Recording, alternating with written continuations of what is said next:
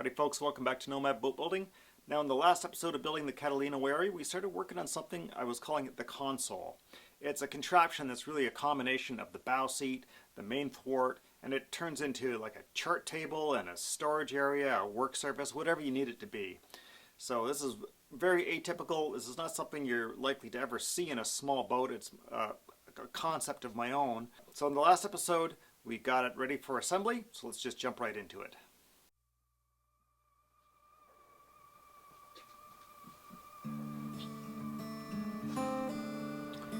So I've got our tray assembled and I screwed up. I wish I had sort of done more assembly of the whole thing before cutting holes. I ended up, so I cut these drain holes into the little walls here, which felt like the right thing to do. And then I cut drain holes into the panel back there. Then I realized that any water hitting here could pretty much just go shooting right on through, and then I was kicking myself, and I realized I should have just made this solid. Then I could cut a hole on this side for the drainage, and then I could cut a hole like in the middle over here for drainage, or vice versa, something like that.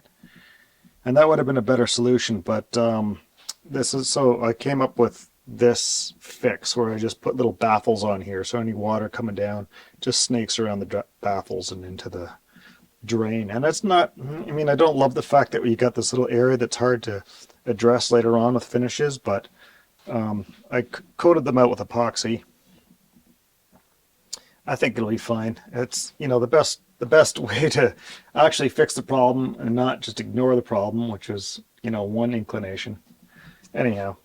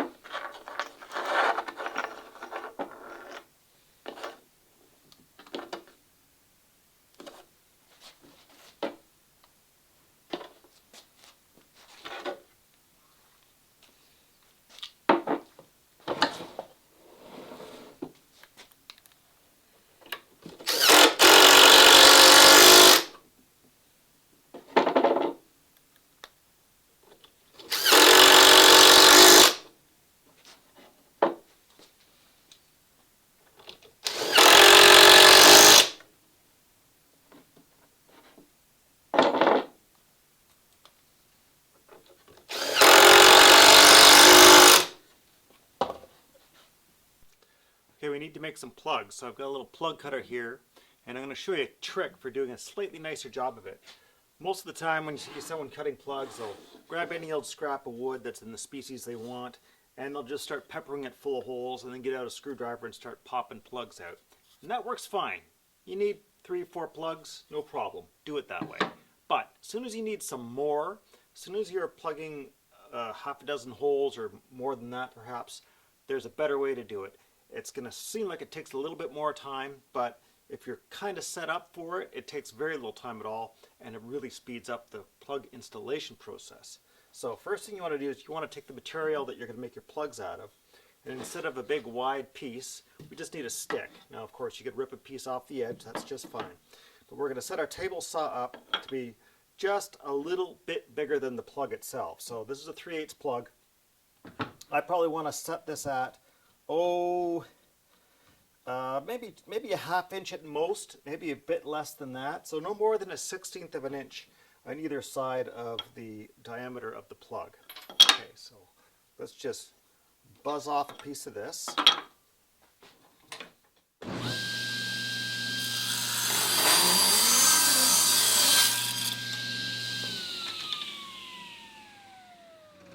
So there's our plug material. We're not going to worry about depth. We want, as long as we got, say, 3/4 of an inch, that's probably just fine. You could even go a little bit less, 5/8, maybe even half. But about 3/4, your typical 1x material, is perfect. So let's go over to the drill press now. Okay, so here's what I mean about being set up. I've got a little tabletop on the drill press with a fence on it. I got this little piece of plywood that acts as sort of a, it's not a stop exactly. It prevents our stock from rising up when we retract our plug cutting bit. So it's purely optional. But what you want to do is set up the fence so that it is just a hair wider beyond the diameter of that plug. So if I bring my cutter down here, I could stand to come in just a little bit more.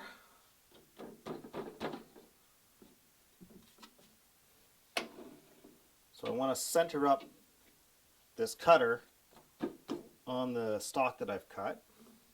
Now in a perfect world, our stock is just a hair narrower than the outside diameter of the cutter as well. So we're trying to split hairs here. We want it wide enough to accommodate the plug, but we want it not so wide that the cutter itself can bury itself in the stock. So now I'm going to just start by drilling a first hole, and it's going to bite into my fence a little bit. We want to set the speed of our drill press appropriate for the plug cutter, which is nominally about 1280, somewhere around that, 1300 RPMs.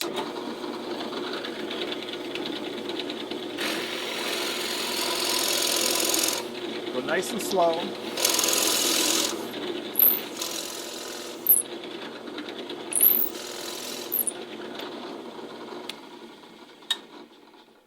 Okay, we want to make sure that our plug cutter is able to bring itself down and fully seat on the surface of the stock so that we get a little bit of a chamfer where it hits the inside bottom edge of that plug cutter. So now we've got our first plug cut. Now what we're going to do is we're just going to slide it over, and what I want to do is overlap the waste material a little bit so that we clear this plug, but we don't clear the hole that it created.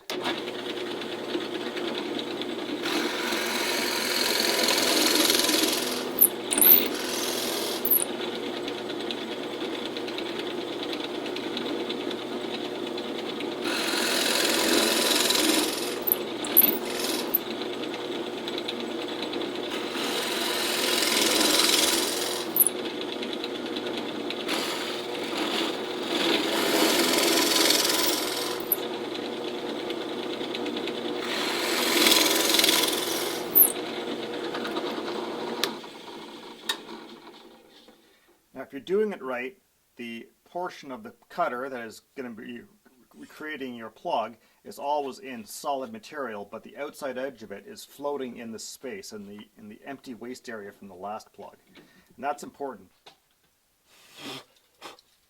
You see what's happening here is it's breaking away the walls of this stick so that we're getting very little that's stopping us from getting those plugs out of there. So we're going to keep doing this.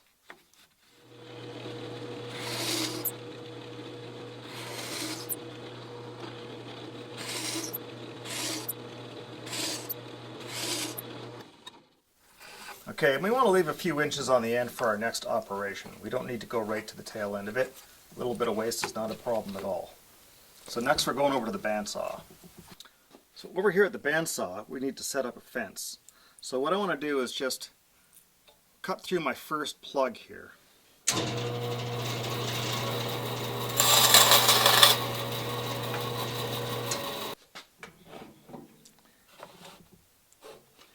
I've cut through my first plug because I want to see where the bottom of that plug is. I want to see exactly where the plug joins to the base material. We want to set the fence up so there's just a little bit material sticking out past that.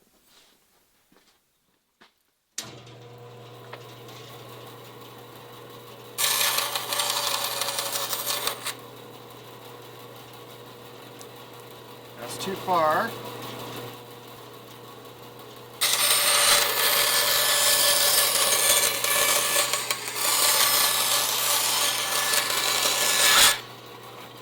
We want to leave just enough material that this is a little bit flexible, that the plugs are stuck to the stick, but not so much that there's a lot of material holding them to the stick. It's sort of a fine line. You can see if we had set the bandsaw up so it just knocked off the plugs, that's fine, but they go flying, and it's really hard to pick them all up. It's really hard to stop them from flying. Your instinct to try and catch them, which is dangerous as hell because you're messing around with the bandsaw, And so by leaving them on the stick, we keep them contained. Now that does one thing, but it also helps to keep the orientation. And so when we go on to install these, you'll see how that helps us. So the saw marks are always going 90 degrees to the grain orientation. If you leave them on the stick, it makes it a bit easier to judge that. So you can just break them off. And this little tail piece that's on there, that can remind you exactly which way the grain goes.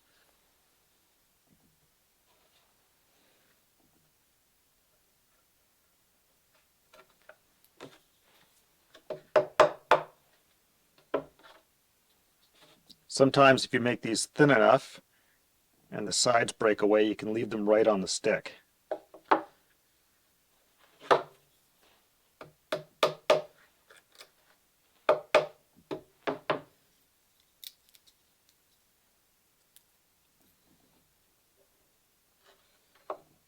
I'll smush them around so you get some glue covering the whole edge of the bung or the plug.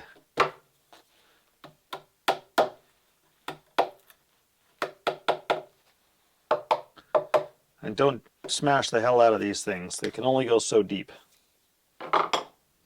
Don't worry about leaving all that junk on the outside. That's going to just pop off when we clean off the bung.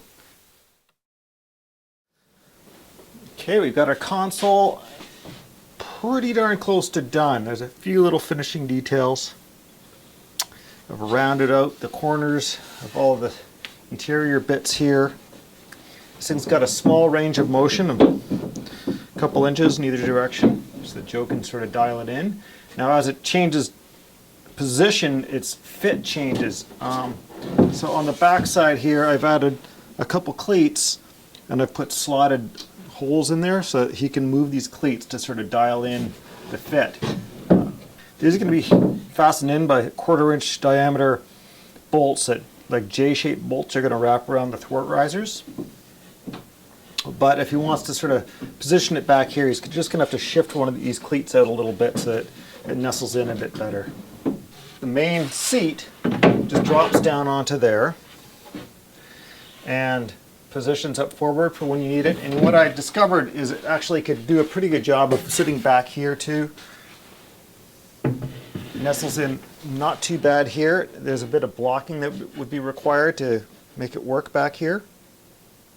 I'm going to leave that alone and let Joe play around with that if he wants to, because it's not part of our sort of the plan. There was no need for a stern seat. I'm quite confident this is actually strong enough just on its own. If you put a cushion on here that you could row from this. It's a 1/4 inch panel, but it's all glued in. What I was just about to do is I've beveled the bottom edge of this to lighten it up a little bit, soften it. And as I look at it, it feels like it's just a little angular. So I think I'm just going to tweak that bevel a little bit, soften the point, so it's going to look like a smooth curve. And I decided to mimic that here and have it taper down to wider at the center and out smaller at the ends. I thought about going the other way, but I felt, I'll flip this around for a second.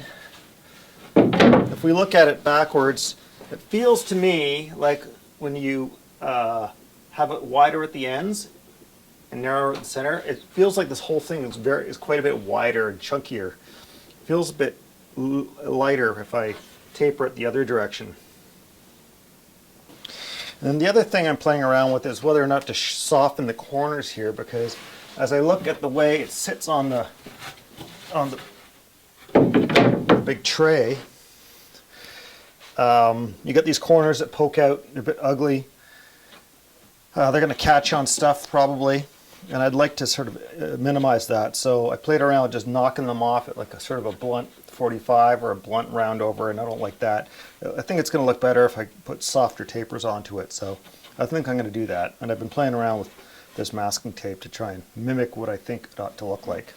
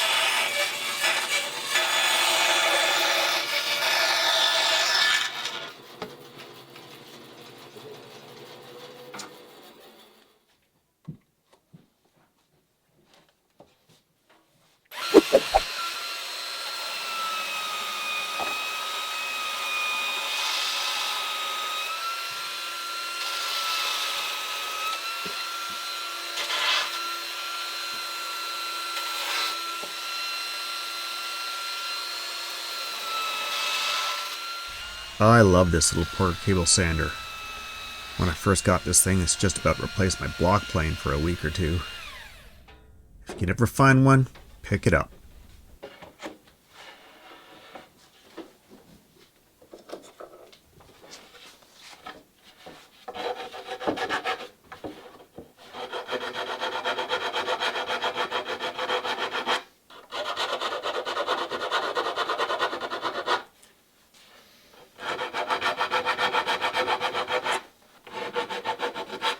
If you're ever wondering how it is I do so much work in such a confined little space, it's by barely keeping my cool. I tell you, there's nothing that's going to make me happier than seeing whatever the object is, the boat in this case, just leave the shop for a while, because, yeah, I'm going a little mental, bumping into stuff constantly.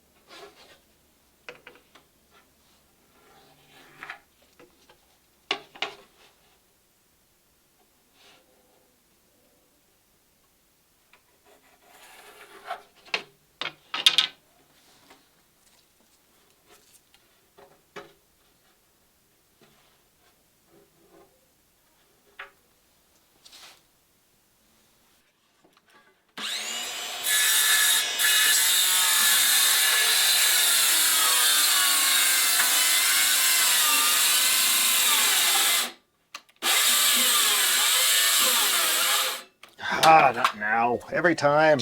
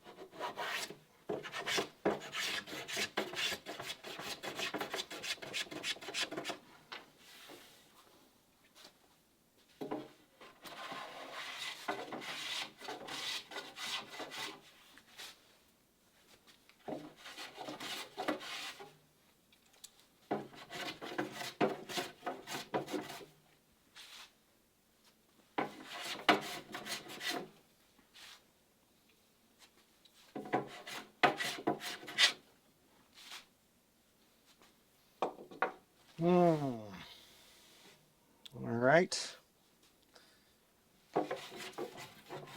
This is too dull. I need to sharpen. Must stop to sharpen.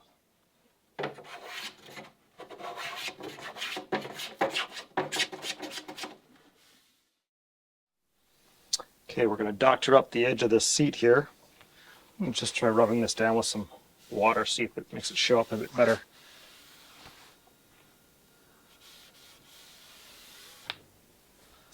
So this has got basically flat planes running through it. And what I'm doing is I'm tweaking the chamfer that's on the front edge to make it look like it's actually just one smooth, rounded or curved piece. And so the way I'm doing that is right here at the knuckle.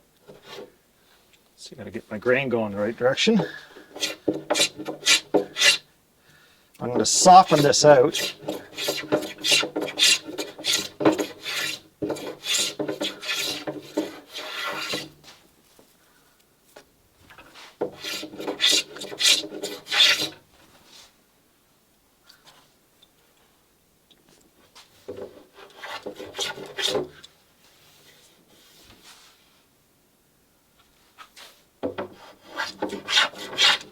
Okay, it's a little bit hard to see because of the light, but I've got basically a gentle curve running through here now, but we still have a bit of a hard knuckle down here, so all I'm going to do is just knock that back a little bit so that when you're looking at the face of it, I'm just seeing sort of a relatively even shaped chamfer.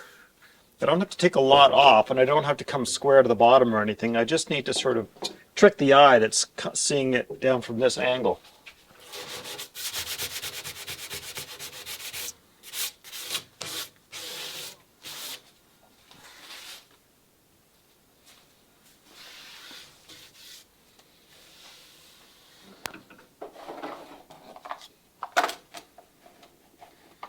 See if we give that a light scrape, see if we can make that show up a bit better.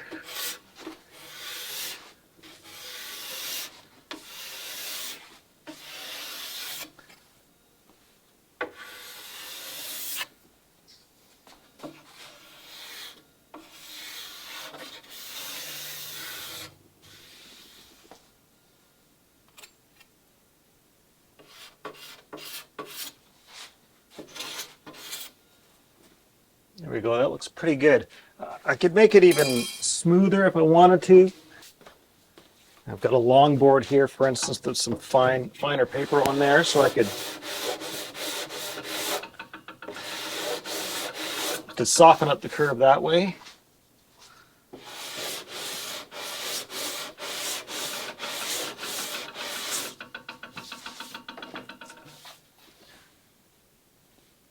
Doesn't look too bad. Certainly it looks softer than it was before, and that's the goal.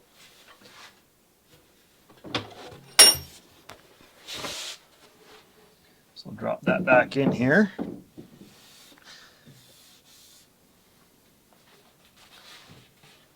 And now I've added a curve to the skirts onto this guy too.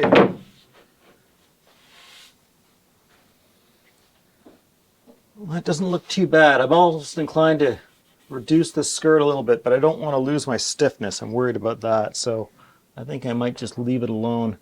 This side is definitely a little more cohesive. Actually, I could probably get away with it. We'll try. We're going to reduce that a bit. It's just a little too proud, so let's see.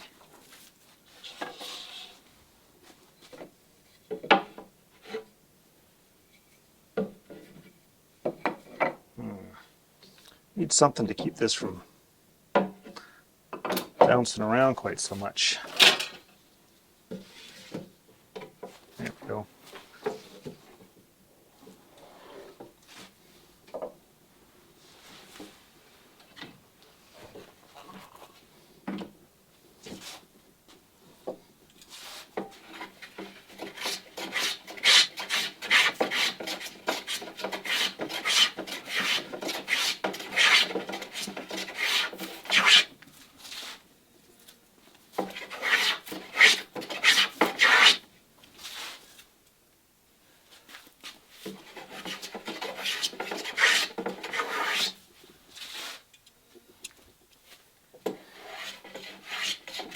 Okay, that looks it better. Now we'll redo the chamfer.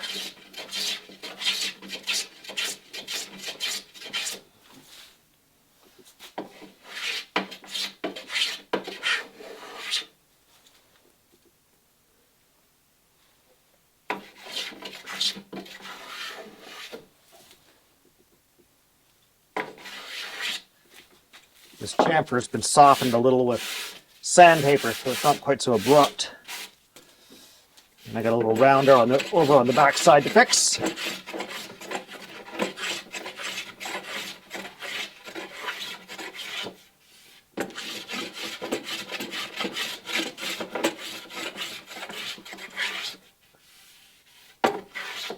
So much of this stuff we just do by feel.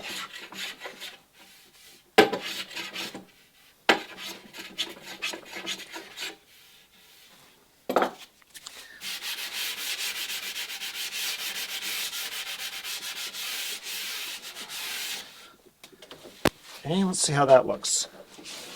I think that's going to look nicer.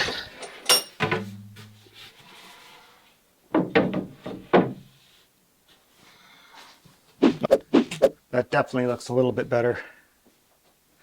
I tell you one thing, I don't actually like this little step. I kind of wish that tapers out to nothing.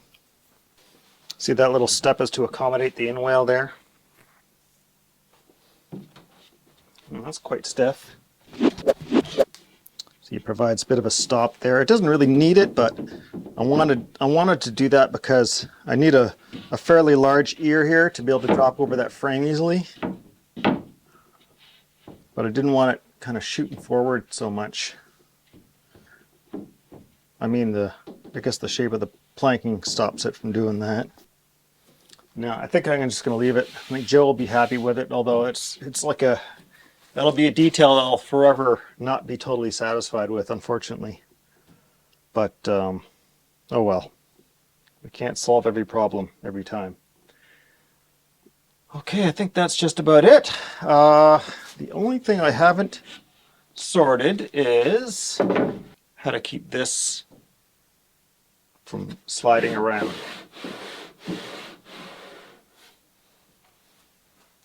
I don't know what I want to do about that. A simple answer is I just put some stops, or just put a little cleat on the bottom side here that coincides with this. That'd be an easy one. Maybe I'll just do that. Okay, well, that's it for this little project for the moment, I think. Move on to my cap rails. Alright folks, that's it for today. Now if you like these videos and you'd like to help support the channel, please consider joining me on Patreon. You can find links in the corner or down in the description. Now in the next episode we're going to start doing cap rails. This boat's going to have some shortish cap rails to mount the oarlocks onto. It's something the client requested, so we're going to jump right into that. And I hope you join me for that next time on Building the Catalina Wherry. Catch you later folks.